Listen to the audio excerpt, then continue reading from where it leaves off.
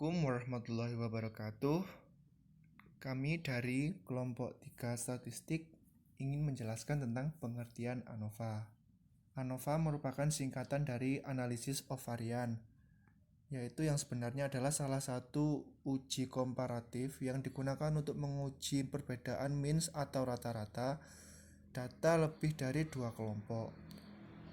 Ada dua jenis ANOVA, yaitu analisis varian satu faktor atau one-way ANOVA dan analisis varian dua faktor atau two-way ANOVA. Pada artikel ini, kami hanya akan membahas analisis dua faktor.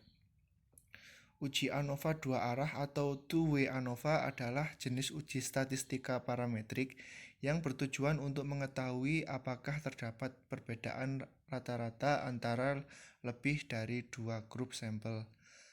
Berbeda dengan uji one way yang analisisnya hanya berlangsung satu arah, maka uji two way ANOVA arah analisisnya berlangsung dua arah, yaitu perlakuan dan antar blok grup. Tujuan dilakukan pengelompokan antar blok adalah agar diperoleh homogenitas yang tinggi antar perlakuan yang ditempatkan pada masing-masing blok. Jenis uji ini umumnya dilakukan pada rancangan perlakuan faktor-faktor lingkungan sulit dikontrol, misalnya pada percobaan lapangan. Untuk melakukan uji ANOVA harus dipenuhi beberapa asumsi, yaitu 1. Sampel berasal dari kelompok yang independen. 2. Varian antar kelompok harus homogen. 3. Nilai residual berdistribusi normal. Oke, saya akan menjelaskan tentang langkah-langkah dalam perhitungan ANOVA 2 jalur. Jadi yang pertama kita akan identifikasi nilai T atau jumlah perlakuan dan R jumlah blok. Kemudian kita hitung jumlah pengamatan total atau N, yaitu dengan rumus N sama dengan R kali T. Selanjutnya hitung jumlah kuadrat total dengan rumus SST sama dengan sigma XIJ kuadrat dikurangin sigma TJ kuadrat per N. Lalu kita hitung jumlah kuadrat perlakuan dengan rumus SSP sama dengan sigma P1 kuadrat per R dikurangin sigma TJ kuadrat per N. Lalu kita akan hitung jumlah kuadrat antar blok dengan rumus SSB sama dengan sigma B1 kuadrat per T dikurangin sigma TJ kuadrat per N. Lalu kita akan mencari harga F hitung dengan menggunakan rumus yang ada di tabel sebagai berikut. Sumber variasi antar blok DF-nya R-1, SS-nya SSB, MS-nya MSB sama dengan SSB per R-1, F hitungnya MSB per MSE. Lalu antar perlakuan dengan rumus T-1, SS-nya SSP, MS-nya MSP sama dengan SSP per T-1, dan F hitungnya MSP per MSG. MSP per MSE. Lalu dalam perlakuan atau error, DF-nya dalam kurung N1 dikurangin dalam kurung K-1 dalam kurung T-1 dengan SS-nya SSE sama dengan SSR min SSB min SSP. MS-nya SSE per R-1 dikurangin T-1. Jadi totalnya DF-nya N-1, SS-nya SST. Setelah semuanya sudah ditemukan, lalu kita akan cari harga F tabel dengan pertimbangan 1. Yang pertama tingkat signifikasi A, yang kedua DF1 yaitu DF dari MS terbesar, dan 3 DF2 yaitu DF dari MS terkecil. Selanjutnya kita bandingkan harga F hitung dengan F tabel. Yang pertama, bila F hitung lebih kecil daripada F tabel, maka HO diterima, yang berarti rata-rata kedua perlakuan tidak berbeda secara signifikan. Bila F hitung lebih besar dari F tabel, maka HO ditolak dan H1 diterima, yang berarti rata-rata kedua perlakuan berbeda secara signifikan. Terima kasih. Baik, untuk lebih jelasnya mari kita lihat contoh kasus berikut ini. Seorang peneliti ingin mengetahui apakah ada pengaruh yang signifikan dari beberapa jenis pupuk terhadap pertumbuhan tanaman jagung di sebuah wilayah.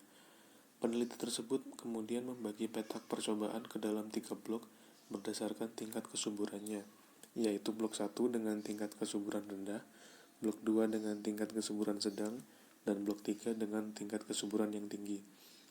Penelitian disusun berdasarkan desain rancangan acak kelompok dan yang menjadi parameter adalah bobot tongkol jagung. Setelah dilakukan pengukuran terhadap berat tongkol jagung, maka diperoleh hasil sebagai berikut. Di tabel berikut ini berupa perlakuan pupuk A terhadap tanaman yang terdapat pada blok 1 sebanyak 195, blok 2 sebanyak 256, blok 3 sebanyak 320. Begitu juga dengan pupuk B dan seterusnya. Untuk mengetahui apakah ada perbedaan signifikan antar perlakuan, maka dilakukan uji ANOVA 2 arah.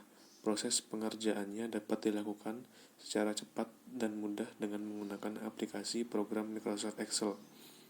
Dapat dilihat hasilnya pada tabel berikut ini.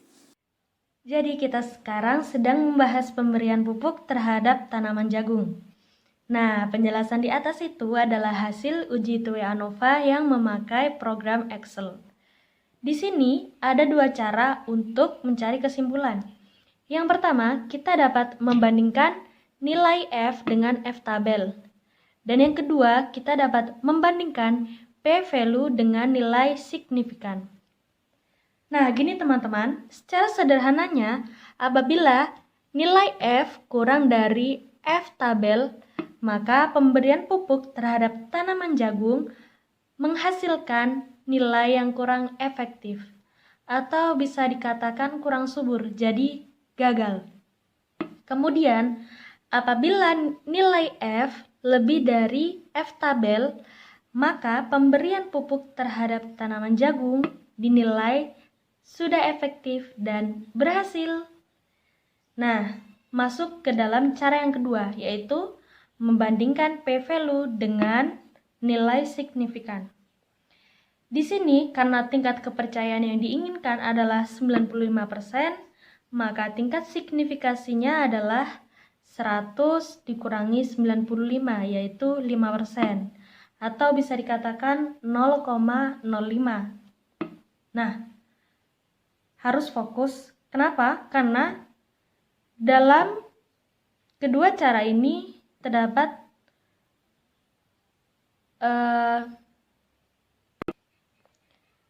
hasil yang berbanding terbalik. Kenapa? Karena jika P-value kurang dari 0,05, maka pemberian pupuk terhadap tanaman jagung dinilai lebih efektif dan signifikan. Maka bisa dikatakan pemberian pupuk tersebut berhasil. Dan jika nilai P-value lebih dari 0,05, maka pemberian pupuk terhadap tanaman jagung dinilai gagal atau kurang signifikan. Mungkin ada yang bertanya, kenapa sih kok pada pembandingan P-value dengan nilai signifikan ini, jika P-value kurang dari 0,05, maka hasilnya lebih signifikan? Ya, karena tingkat kepercayaan yang diinginkan adalah 95. Maka tingkat signifikasinya adalah 5% atau 0,05. Jadi, jika kurang dari 0,05, maka tingkat signifikasi yang didapatkan dari pemberian pupuk terhadap tanaman jagung tersebut dinilai berhasil. Dari penjelasan cara mencari kesimpulan tersebut, maka kita dapat menarik kesimpulan. Yang pertama, jenis pupuk yang memberikan efek signifikan terhadap bobot tongkol jagung dan penempatan tanaman berdasarkan nilai kesuburan dapat dinilai apabila F lebih dari F-tabel atau P-value kurang dari 0,05.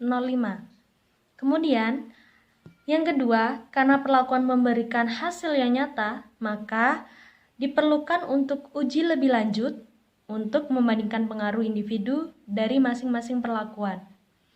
Mungkin cukup sekian dari kelompok kami.